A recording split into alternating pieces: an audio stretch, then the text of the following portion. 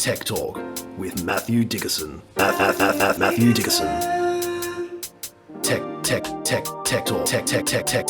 Talk. Sit back and relax. It's time to talk technology. Hello and welcome to all our fellow passengers on the good ship Tech Talk. It's clear blue skies and a gentle swell ahead of us all the way to the virtual horizon, ready for another plain sailing episode today.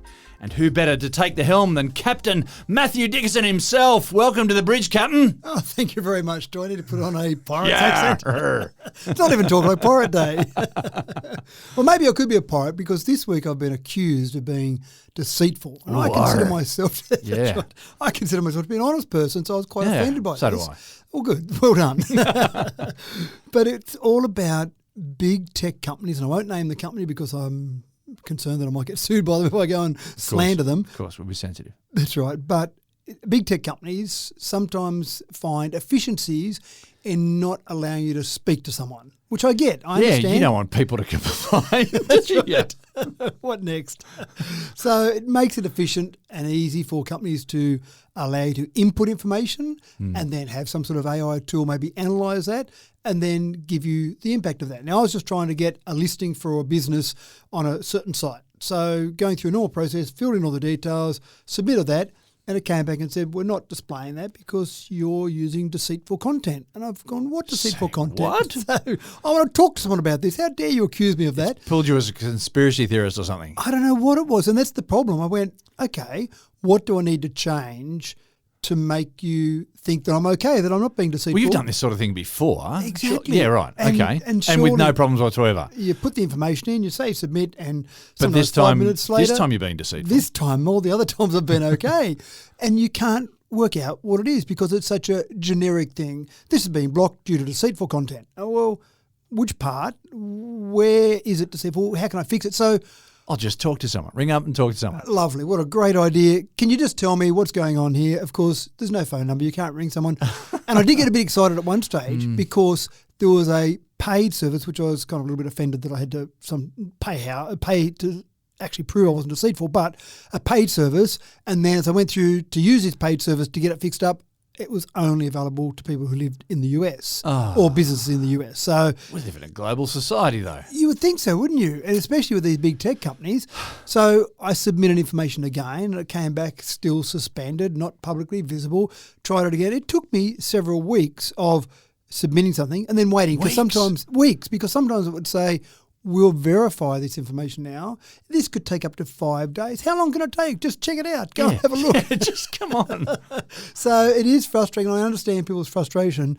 And I don't know, I've got a magic solution. Sometimes people show me information and say, oh, can you get this sorted out for me? And you look at it and you go, well, I can read English the same as you can read English. And it says, do this. So I guess we'll try that and see what happens. And so sometimes you can follow through, but in this one, I sometimes found myself in a loop.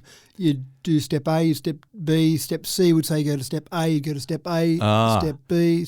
Oh my Sounds gosh, like I'm in a loop. Catch-22. Sounds like Joseph Heller might have had something to say about this. Maybe. Yeah. So it was frustrating, but I do get people's frustration. But the worst thing is that, in the past we might have rung up and spoke to a human about something like this to help get them to help us solve the problem. And also, because they have rules that are global, as you say, and maybe all-encompassing, you sometimes get trapped with one little exception. There was something, obviously, that I was saying or doing that was flagging somewhere that this was a problem. I don't know what it was. Still, to this day, I got it going. I don't know what the problem was initially. The thing that gets me is it was weeks. So they had to get stored in an information bank or go to an email to someone who only works on Tuesday. But it's really only every second Tuesday, and he'll have a look at it then. And I wonder whether a human even approved it in the end, or whether finally the information was submitted the 75th time. You're saying you wore AI down? maybe yeah, right. I battled AI and I finally beat it.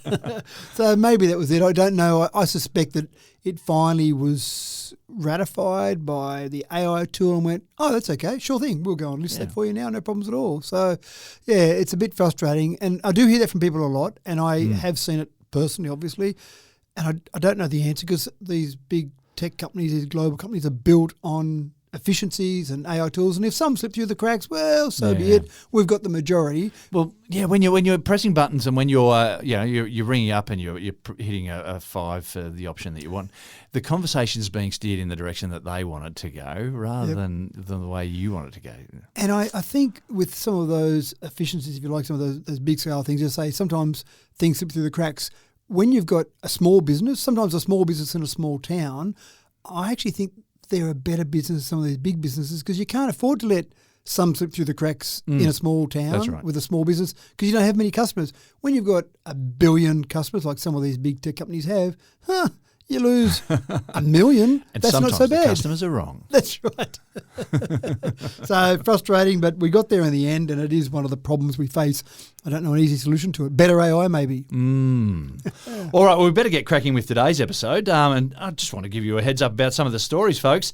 Look, it's been a while since we really heard about sneaker technology. I don't know if you're savvy to it back in the 90s, but it's hit the headlines again. We'll have a story about that. Now, for the Lego fans, they've raised the bar for engineering in Toy Town one more time, so stay tuned for that. And we're going to take a stroll around the Parthenon, thanks to AI as well, and virtual reality. But our first story, a favourite topic for futurists since the 1950s. Flying vehicles are hitting our headlines again today. And this new entrant is from an Eastern European company. It ticks the mandatory boxes from the flying car playbook. It's got 4 wheels and wings, but it also has a sleek, racy design, which is all well and good, provided you have your own runway. Now, Matt, is this enough to get you excited?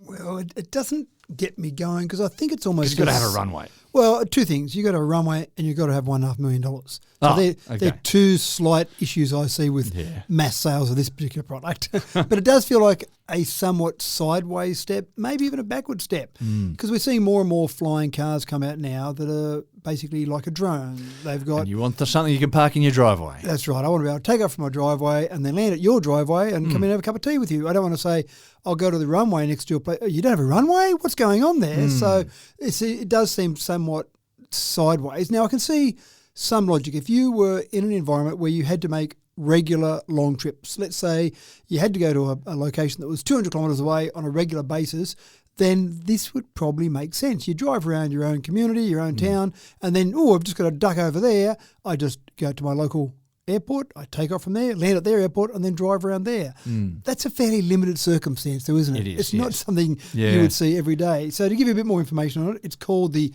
Air Car.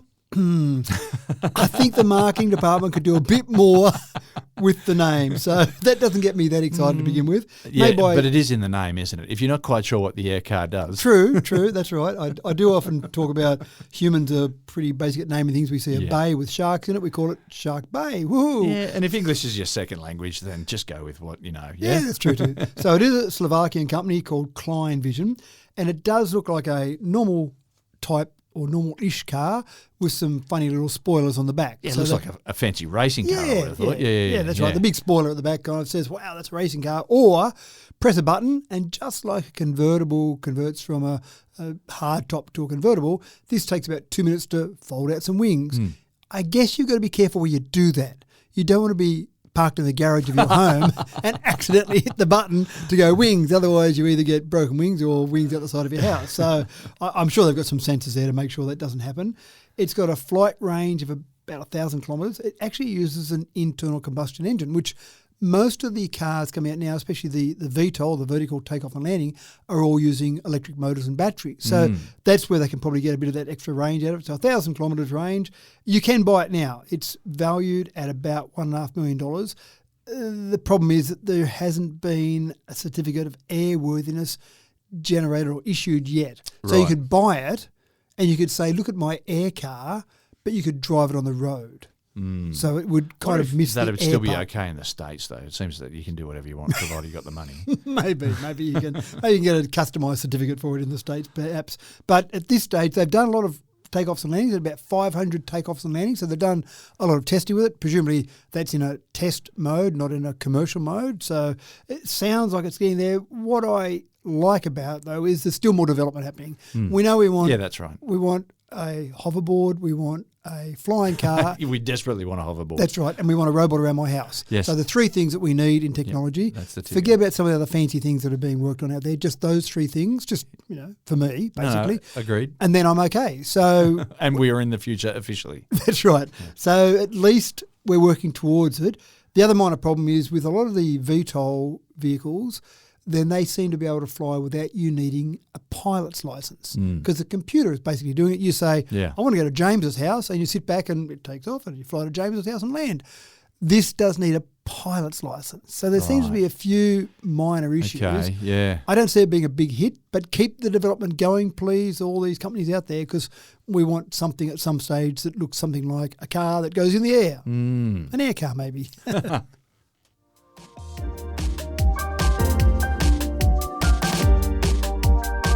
About 30 years ago, society underwent something of a social revolution.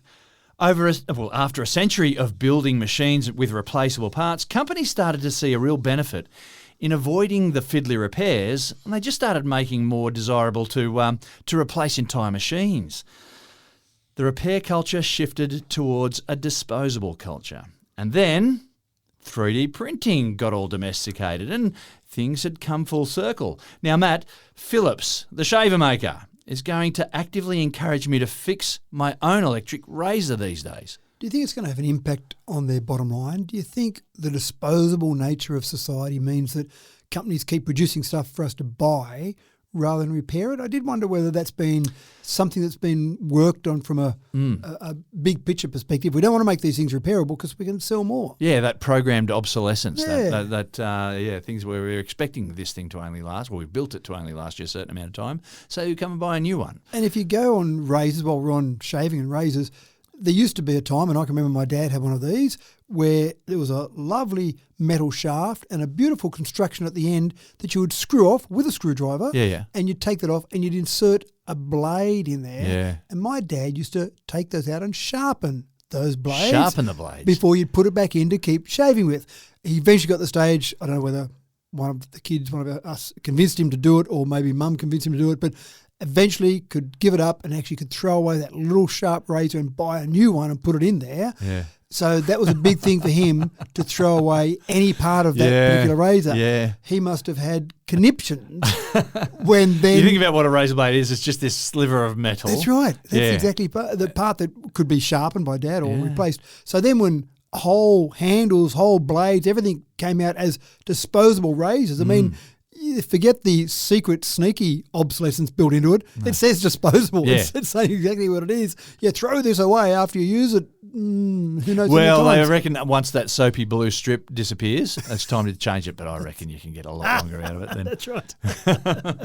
So then, of course, we've got electric razors, which they seem to make a lot of sense. But this intrigues me because, we have, things used to be replaceable, as we just said, but and then we just started just throwing it out. Oh, it's just easy to get a new one. Well, the thing that used to frustrate me, or still frustrates me, I can't tell you how many different little gadgets, things, toys, whatever, over the years, either my own or my kids or me buying them, pretending they're for my kids, but really for me, that I've broken some little part on. And then you go, I'm not going to be able to get that part. No. Get the super glue out. Get the arrow dot out. Get something out. We do glue a it patch together. job, That's right. And it never works quite the same. No. Bit of sticky tape around there maybe to try and hold it together. That never works quite the same. So finally, what do? You throw the thing out and buy a new one, even though you know the rest of it works fantastically. Exactly. Or then you keep the rest of it because when you break another part on the new one you buy, you can take a part off that one.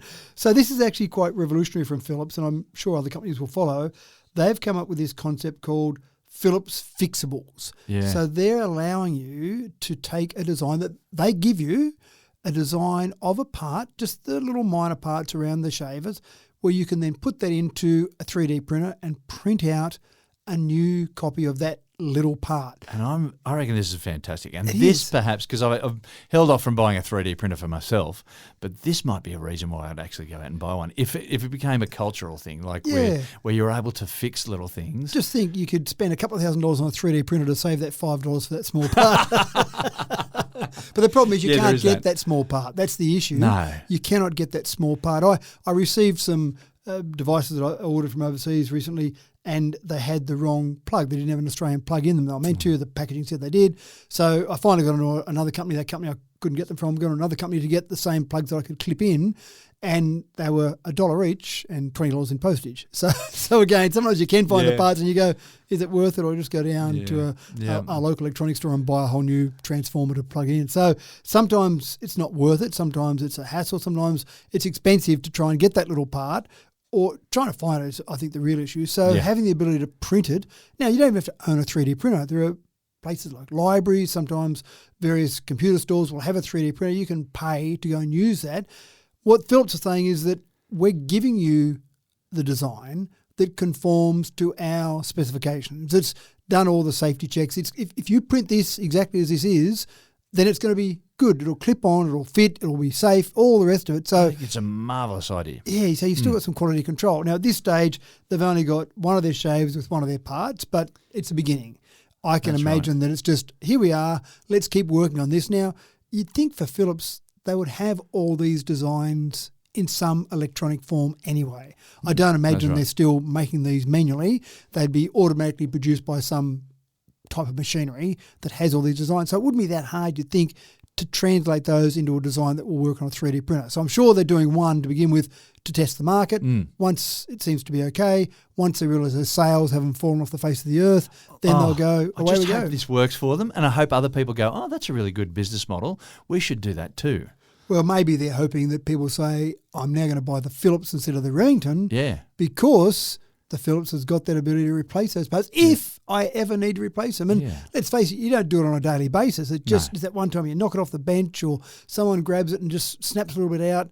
That's the one time you need it. And you go, thank goodness I bought a Philips because I can then reprint that part. And maybe I don't have a 3D printer of my own, but maybe a friend does. Maybe there's one at work or something like that, and you can use that. And bingo, you've got this razor that is worth keeping. Now, again, logically, you can't go and 3D print the circuit boards or the motors. It's really just the accessories that clip onto it. And let's face it, they're the parts that do fail. So the motor might still fail and you might still throw it out and buy a new one. But the various parts. I've got one right now of a different brand that where the comb on it that just makes it just the right level, right number of millimetres or whatever to trim your beard. Yeah, and that's got a broken bit on it. And so I'd like to replace that. There you go. So but I can't because it's a different brand. Well, there you go. Your next one you buy might be a Philips. That is enough.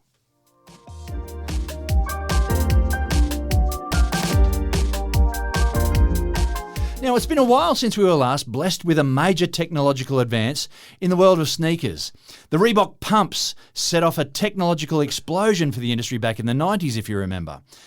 And then Nike, Adidas, Reebok and friends, they all went into overdrive to improve grip, speed, comfort. But I've got to say, these things have been pretty quiet for a couple of decades now. Now, sure, fashion with stakes with Yeezys and all those sorts of things, they've been really high, and there's a shoe buying and selling culture out there. But shoe engineers, I feel like they have gone into hibernation. But Matt, Nike's back again in the headlines with a foot-warming, massaging shoe, ideal for warm-up and recoveries. Yeah, sounds cool. Now, this is amazing. It is, actually. I will say Nike do have their Hyper series, their Zoom series, and I do cheat when I run at Park Run because I have those shoes that promise me I'll go 4% faster. And, of course, being the nerd that I am, when I bought a pair, I did some experiments. It may have been in my head, but I wore my normal shoes. And I went for a run the next day, so not much change in fitness, ran at the same time, put on these. I did go 4% faster. Went back to my old shoes. 4%? 4%. And I went back to my previous shoes the next day, 4% slower. What I would have loved to have had is some way of blindfolding myself to not know what shoes I was in to see. But I ended up then buying them for the kids. Confirmation bias. Probably, but all the kids ran them and they did anywhere from about 3.5% to 5% faster with the 5% faster, wow. So that's the only reason that I can just manage to sneak in front of you at Park Run because I'm wearing shoes where I'm cheating. So just managed to sneak in front of you. Well, thank you very much for the compliment there. But I do, when I'm running along and I see someone without, and there's other brands that have got them now as well. Brooks have got them, for example, and I see people without those shoes, I go, well, I better beat him or him or her because, look, I'm cheating with these shoes I've got on. So anyway, interesting enough, these are shoes you can still walk around with as well. I don't know they'd recommend wearing them while you're doing Park Run, but they do talk about pre-workout warm-up, post-workout recovery. I want a pair of these. They sound pretty cool. So they've got batteries in them, they've got heaters in them, and they've got an air massage. Now, how the air massage works is a dual air bladder, and it basically does a sequential massaging process. So it does a pattern. That'd be just weird. It sounds cool. So if you're walking down the street and you see someone with this silly grin on their face, Look at their shoes. just check their shoes out. That's right. Because to me, warm feet, that's fine. We don't get really cold enough here where we live that you get But we freezing are feet. in Australia. We are heading into the winter months, so We are. So sometimes you're it out was and cold on about. my feet this morning when I went down to Parkrun. Well, and that might be it. Maybe times you do need that. I was actually thinking of nice big Ugg boots around the house. And then, no, put these on instead. Can use They've got these. batteries. But they do. So the battery will last in massage-only mode about 8 hours. In heating and massage mode, you can imagine the heated power, about 1.5 hours. But 1.5 hours of warm tootsies being massaged, that sounds pretty attractive to me. So I'm thinking, what, these are all operated by your phone, or do they have a Reebok pump type basketball on the tongue there to? No, they've got an app that you connect to so you can control exactly what's happening. Yeah. The only issue I've got, and the only reason I'm not buying them, is at the moment you can only buy them online if you're located in North America. Oh. Now, my brother lives in North America, so I'm half tempted to say, right. can you just buy them for me, and then they can ship to his house and then just ship them over to me. So I don't know if I'm trying, if that's a bit naughty, I'm suddenly being deceitful now if I do that. So he could buy them for me as a present, perhaps. Yeah, Maybe that's the right. thing. Yeah. So it sounds pretty cool. I think we're getting better at different wearables, and this is normally when I think about wearables, I think about watches and rings. I don't think that's about right. Measuring shoes. your fitness, but then you've got this shoe that's nurturing you through to better health and whatnot. Yeah, Foot so health. they were shown off once before at CES as a concept shoe, and then obviously the reaction was pretty good, so they went, let's go into production and let's go for it, which is great where things like CES are able to be used to see what the reaction is when people laugh at it as they walk past. They go, let's not go into production of that one. When people go, hey, I'd like a pair of these, then maybe. So bring that on worldwide, I would say. Surely it's just a website. You can order, you can ship worldwide. Nike do it with other shoes. Why aren't you doing it with these shoes, I would say? Matter of time, maybe? Matter of time. And the only other minor part is the matter of $900. We're hitting the expensive That's items before today. tariffs? Probably $900. Well, it might be $3,000 after tariffs in the way they're going at the moment.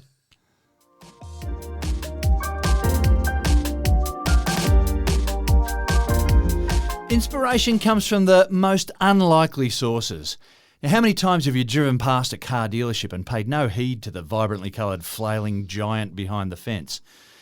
Well, it did catch somebody's eye on one day, and that somebody went on and designed a robot with that as the inspiration. A real working robot that does robotic things but is completely inflatable. Matt, no bones in this one. This is the real deal. It's a flailing robot. A flailing robot that works like a normal robot. Now, I'm confused by this one a little bit. It doesn't seem like there is a power source as such. It seems like it just relies on mechanical principles and air going through it, and then it moves in a synchronized manner. There's got to be something driving the air through it. Well, just nature. It seems to be where it is. So as air hits it, it moves along. So you would logically you would think nature there's going to be something. and lovely feelings. Maybe an aura. So it basically starts with 4 inflatable tubular legs, and you've got a stream of air. So there is some power going there with a continual stream of air. Right. So you've got to have something for that.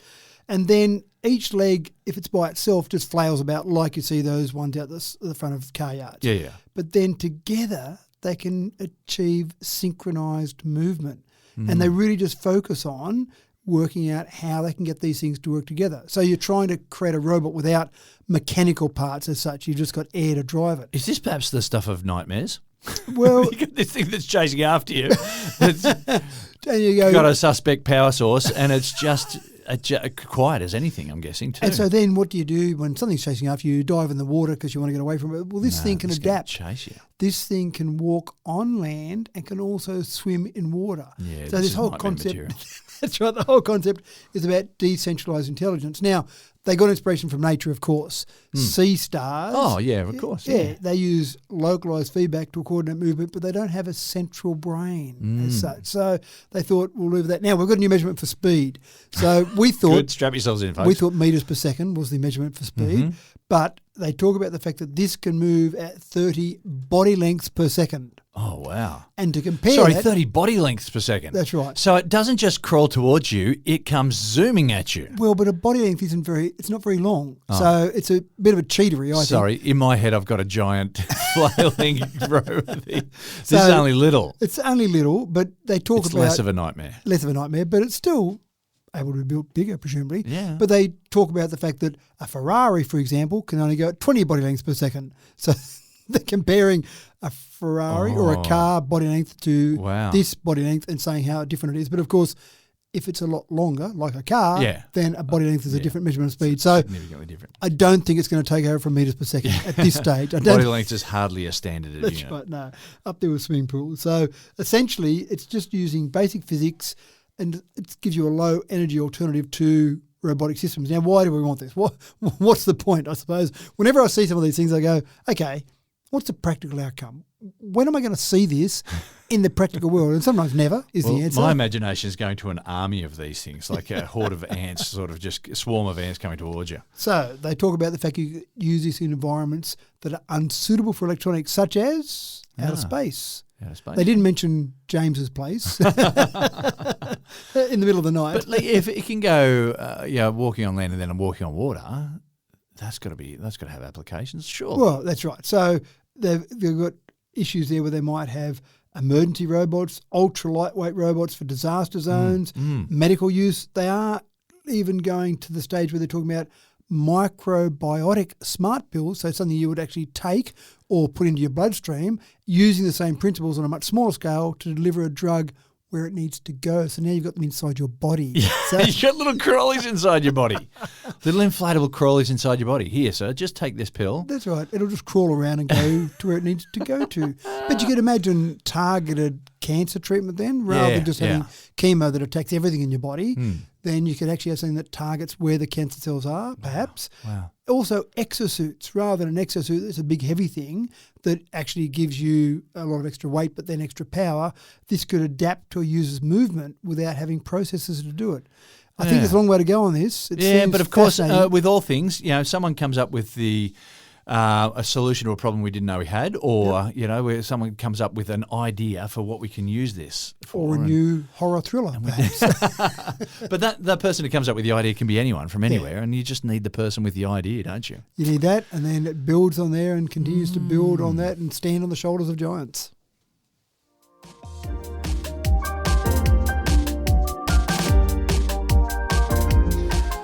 One of the problems with dropping rovers onto the surface of Mars is that you need to be pretty sure that they'll handle the terrain okay. You need to find somewhere on Earth that matches Martian conditions fairly neatly. So, Matt, where does the European Space Agency reckon is the most Martian place on Earth? There is a place that's very Martian-like, and that place is over in Scotland. So there's a Scottish Highlands, a coastal community over in Scotland that is very similar, apparently, to Mars. Now, we know we're going to go into Mars at some stage. There are various agencies like ESA, European Space Agency, like NASA, like SpaceX. There's lots of people that want to be on Mars. I'm pretty happy with Earth personally, but there's people that want to be on Mars. And so when we get there and start to do things on Mars, start to put rovers on, that type of thing, exploring Mars, we're pretty sure the devices we're putting on there work. So you can't just get it to Mars and go, we didn't think about that, did we? We'll send up something else. There's to fix $50 billion down the drain. Right. Oh, well. And obviously a bit of time to get there as well. It's not just dropping around the corner. So there's a place over in the Scottish Highlands that's got billion-year-old rocks that closely resemble Martian geology. So they've got rovers, or a rover at the moment. ESA is developing a Mars rover. They're testing it there. And so they're going along and using their devices, but also adding delays in, which I thought was very clever, because when you're on Mars, that's right, there's a delay. It takes time for that signal to get from you to Mars and vice versa. So they're adding delays in, controlling it remotely. They might be just around the corner, but they're adding delays in as if they were that delay to Mars and working with these robots just to see how it all operates. Because when they load this up and they want to be on Mars by 2028, when they load it up and send it off, they want to make sure they didn't go, whoops, we forgot about that. Yeah. We should have tested this a bit more. But it's actually quite fascinating. This particular rover will have the ability to burrow down 2 metres into the Martian surface. So no previous rover has been able to go down that deep. Yeah. What they're really trying to do is search for organic material, search those layers to see if there's anything trapped in those layers of rock that says, we can look at this rock and we know that yesterday, a million years ago, whatever, there was something that was organic on Mars. Because at the moment, it doesn't look great to live on. I'm not busting myself to go and get there and live there tomorrow. But who knows what it looked like a million years ago, some time ago. Maybe there was organic life on there. So that'd be quite fascinating. And again, doing that testing in the Scottish Highlands. So the terrain's like Mars, but I'm guessing Mars is I know that Mars is a fairly windy sort of place, and I'm guessing the Scottish Highlands very similar in that regard as well. So yeah, I think wind is a factor that you would have to be considering for sure. You would have to be, that's right. It'd be one of those things you wouldn't want to get there and go, oh, we didn't think it'd be this windy. We've just seen our rover blow over. How do we get it to go upright? What do we do now? Have anything to belly bounce it up. over. Yeah, that's right. So it's drilling upwards.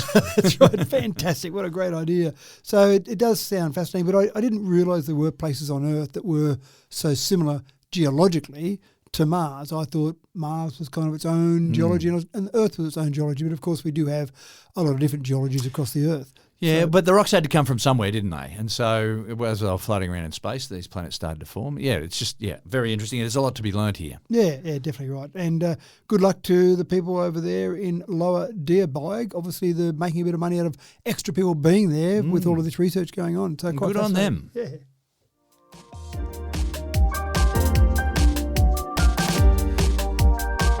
Not wanting to be left out of the AI revolution, toy giant Lego is on board now, converting your text prompts into buildable designs. Lego's always been a name synonymous with freestyle creativity, but Matt, that all takes a turn with the LegoGPT. Well, it does, but it's not Lego on board. They've made no comment. These are some independent researchers doing this work. I misread the notes on that one. No, but this is quite fascinating. So one of the things about Lego, my kids all love their Lego. In fact, I've got a daughter who's an architect and she was still playing with Lego when she was in her late teen years. Anyone who doesn't love Lego, we don't need to know about. That's right. Turn off now. So Lego, one of the things that I love about Lego is, sure, you can build what's in the booklet that says, here's the thing that's going to look like the picture on the front. And we know there are purists out there, and we tip our hat to you. That's nice right. work. But and they'll build that, and that's fine, but then you can play. And that's what I used to love about Lego as a kid. You can just build random structures and try and make it look like something, or build a Homer Simpson car, whatever you want to do.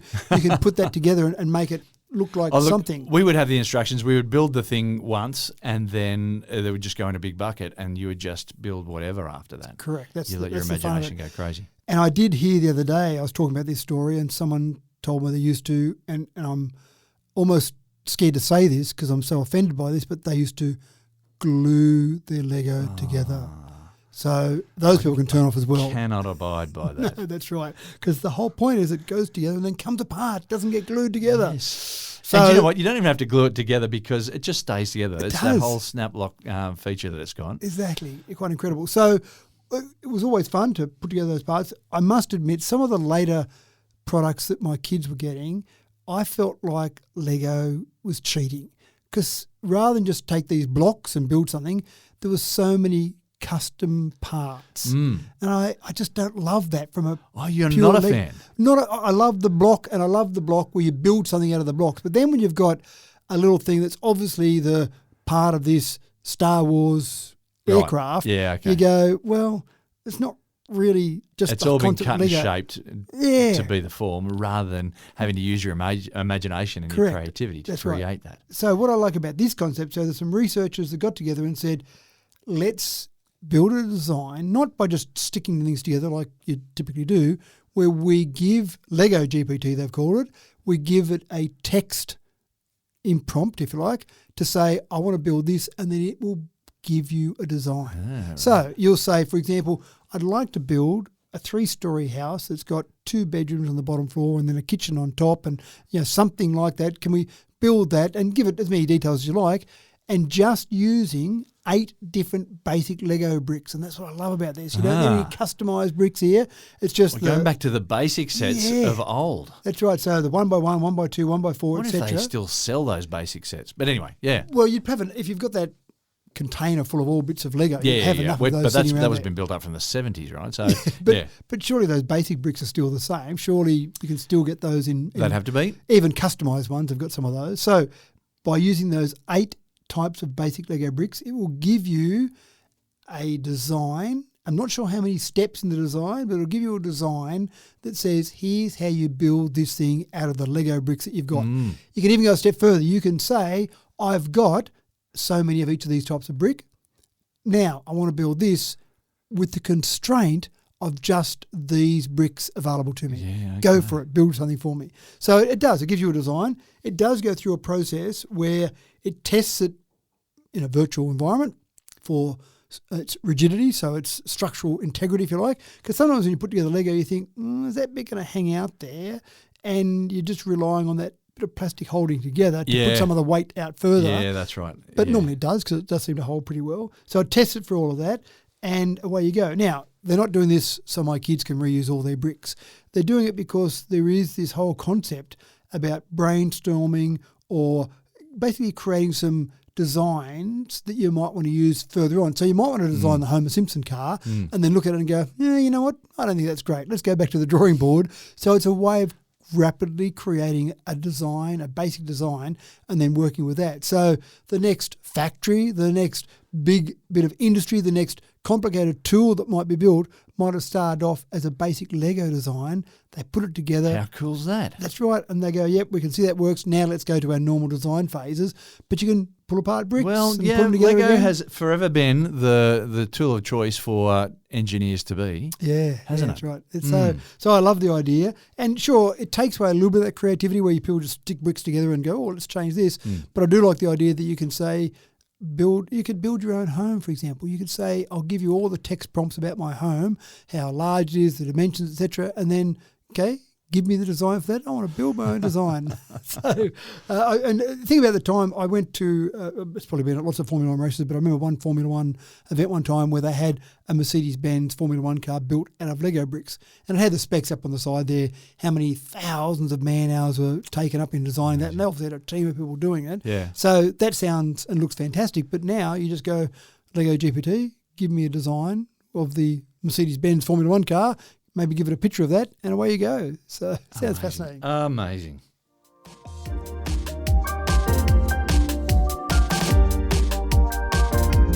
Well, here's a story that kind of feels like it could only have come out of America.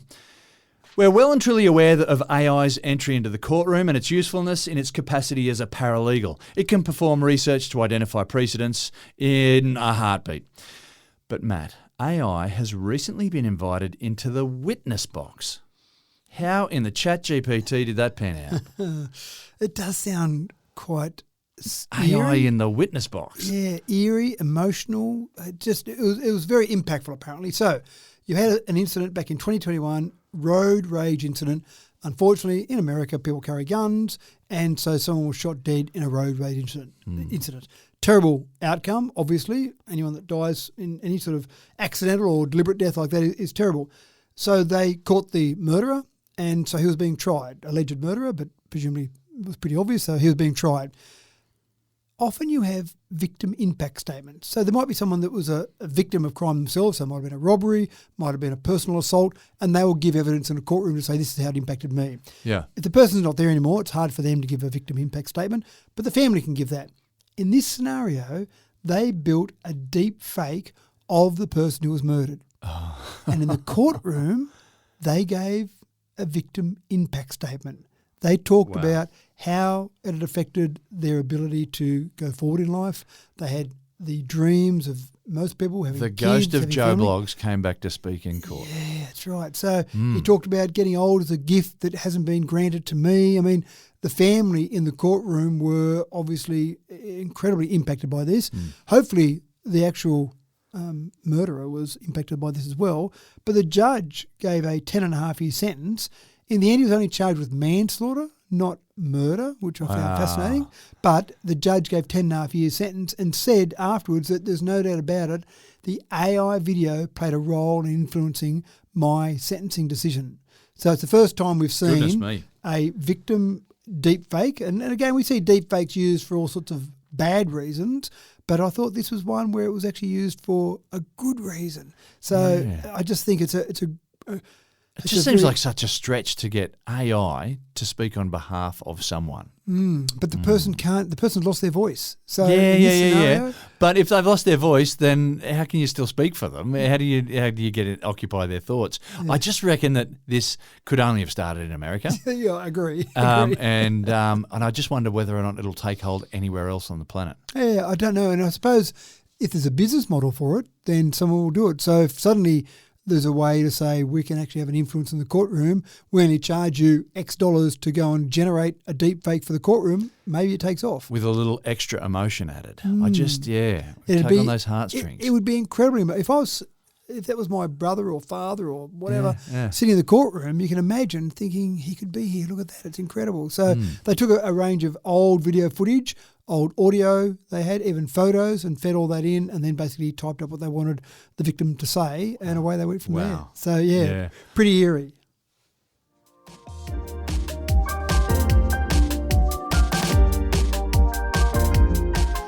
Virtual reality just got 10 times cooler with the addition of an ancient wonder of the world to stroll through. You can truly step into a time machine now that will deliver a detailed virtual replica of the Parthenon that's been digitally reconstructed. Somewhere for archaeological enthusiasts, perhaps, to explore in their lunch break, Matt. I'm actually about to go and sell my shares in all airlines, all travel companies. It's going to get to the stage soon. Why bother travelling? Yeah. I mean, there is still excitement in Go travelling. see the pyramids, go for a walk around the pyramids, go around the Parthenon, Yeah, that's right. And the Parthenon, the Colosseum. it's a bit broken now. It doesn't look as good as it did. This digital recreation is as the Parthenon stood in 432 BCE. So cool. So you saw it or would see it in all its glory. Now, you can actually do this online. You can put on a VR headset and walk around the Parthenon. The Parthenon's about 70 metres by 30 metres. So You just want to make sure you're doing it outside, though. that's right. Or in a big ballroom. Yeah, but I love that idea of recreating that in all its original glory. Now, sure, there is still an attraction to travel, and it's still, I remember when I went to the pyramids and went inside the pyramid, inside one of the tombs, inside the pyramid, that was all pretty eerie. Would it have been as good if I did it with VR? Probably not, but a lot cheaper. knows? A lot easier. But Yeah. But I mean, there's something about being there physically, I Yeah, get that. yeah, So yeah. I'm sure airlines are going to be okay for a while. But I can see more and more of this happening. So this took several years. They took historical records, astronomical data, and then some CGI modelling thrown into the mix there to actually build this VR or virtual version of all of this. They had these wonderful 12-metre tall statue of Athena made of ivory and gold. And imagine if you recreated all this, the expense of this would be incredible.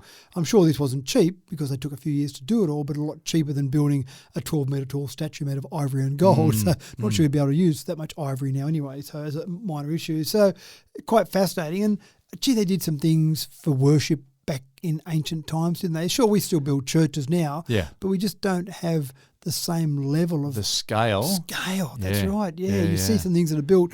I mean, And it was all built by hand. built by lots of carved from- people. lots of people carving stone. Yeah.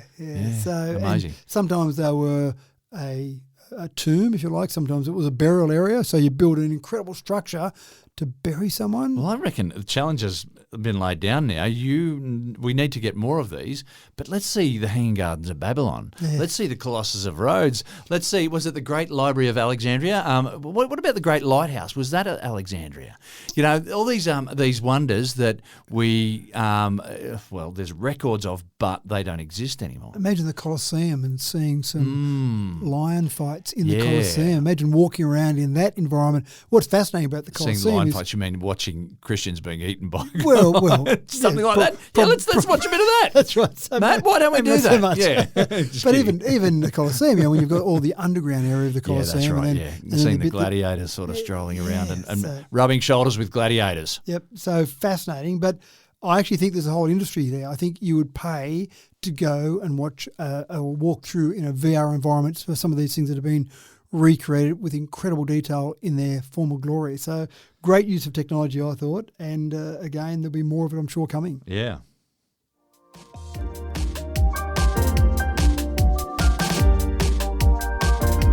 Now here's a story that may well have escaped all but the most observant among us. Every now and then, in an all too familiar logo, an all too familiar logo gets a tinkering.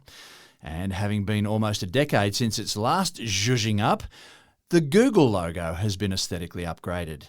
Now, did you spot this yourself, Matt, or did they send you the press release personally? I didn't spot it myself, and it's fascinating because they've gone from a distinct change of the four colours, a hard line change, to a gradient. And it was only about a month ago I was doing some other work with a designer, just designing some information for me, some logos, etc. And I talked about gradients, and you told me that gradients are so yesterday. Gradients are out. Hard changes of colour are now in. So Yeah, right. designs from a few years ago that had gradients, they're so yesterday now. And so when I saw this come through, it grabbed my attention because I thought either my designers and myself are way out of touch with what things are happening, or maybe Google's way ahead of the curve and they're getting back into gradients before they come back in another 5 years' time. But it's a subtle thing, and it's interesting the way they've done it. On iOS, if you've got a Google logo on any device on iOS, on an Apple device, or on a Pixel device, you'll see the gradient. But if you've got an Android device or you're just browsing on the web, you'll still see the old hard line between the colours. This is it. I went looking for it and I thought, no, that just looks like the normal. That's right. So on And an that's Android because phone, I'm one of the plebs. I know, sophisticated Android phone is what you meant to say. So I'm sure they'll change that at some particular point in Eventually, time. when they get around to it. And I think sometimes with marketing, it really is about just changing it for the sake of changing it. And that's fine. Yeah, we're just I don't know they were showing you that they're staying new and relevant. or jumping ahead of the curve with gradients. Who perhaps. knows? Yeah. So it's quite fascinating where they're going. And I don't know that anyone complained about the logo. I don't know that anyone said it looked like it was out of date or anything like that. But again, you keep changing things. You want to stay almost a mindset. Let's change our logo because we're going to show that we're still changing things. We're not just sitting back comfortable and relaxed. There are people behind the logo. There are. Now, the other part is that it's mirroring the design language of Google's Gemini AI logo. So I did wonder whether they've come up with their Gemini logo and went, let's show that we're not being left behind by ChatGPT. We're still trying to keep up to date. So let's go and make a change to suit our Gemini logo and show people we're really with it, rather than we don't want to be the Nokia of the search engine world. We don't want to be left behind, or the Kodak of the photographic world. So we want to make sure we stay up to date. So keep an eye out for it. I say Pixel phones, there's not many of those out there, but Pixel phones, iOS phones, yes, and at some stage in the near future, probably everything else you would think logically, even your phone, James. Even my phone. That's it. And with that, it's time to bring this ship into dock. Stand by for the mooring line. This podcast is about to take up the slack. Thanks for another sterling tech talk, Matt. And I'm going to go and get hold of LegoGPT. It's on GitHub, so it's free, because I do want to build something like, maybe a model of, I do like the idea of the house, or maybe a logo for a business. Maybe me. Maybe I'll get a Lego version made of me. So I'm just going to go and play with the Lego. Just make something. Exercise that creative part of my brain again. Well, thank you all for tuning into another episode of Tech Talk with Matthew Dickerson.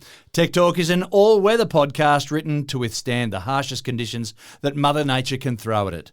I'm your host, James Eddy, wishing you fair skies, fresh breezes, and smooth waters for the week ahead. We look forward to the next time we meet for another brand new episode. Until then, take care and we'll see you then.